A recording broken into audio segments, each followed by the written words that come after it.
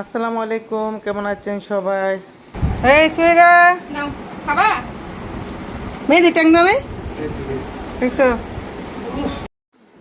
তো দেখেন, হঠাৎ করে আমার ভাগ্নির জামাই, বাগিনা বউ, আমার বোন গতকাল রাত্রে কথা হয়েছে যে তারা আসবে আমাদের বাসায় আজকে।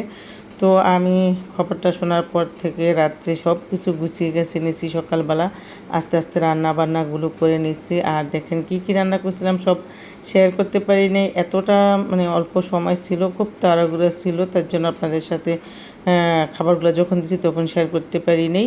তো ওখান থেকে শুরু করি, অনেকের এখান থেকে ডাল, কাবাব, ডিম, সালাদ, তারপরে গরুর মাংস, মুরগির রোস্ট, বেগুন ভাজা, তারপরে এখানে একটা মাছের তরকারি করছি, তারপরে সাদা ভাত আর সেমাই রান্না করছি, সেটা ফ্রিজে আছে। আর এদিকে পোলাও রান্না করছিলাম রাইস কুকারে, যেহেতু আমাদের এখানে কিন্তু সকালে গ্যাস থাকে না।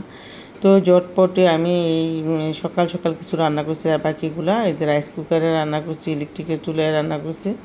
তো এটা হচ্ছে বিকেলবেলা ঝটপট একটু নাস্তা। আর এই যে দেখেন এখানে মিষ্টি আর হচ্ছে সেমাই, তারপরে ঝালমুড়ির জন্য কিছু আলুর চপ পেঁয়াজও তৈরি করছি। তো সেগুলো দিব, সবাই করবে, নাস্তা করবে।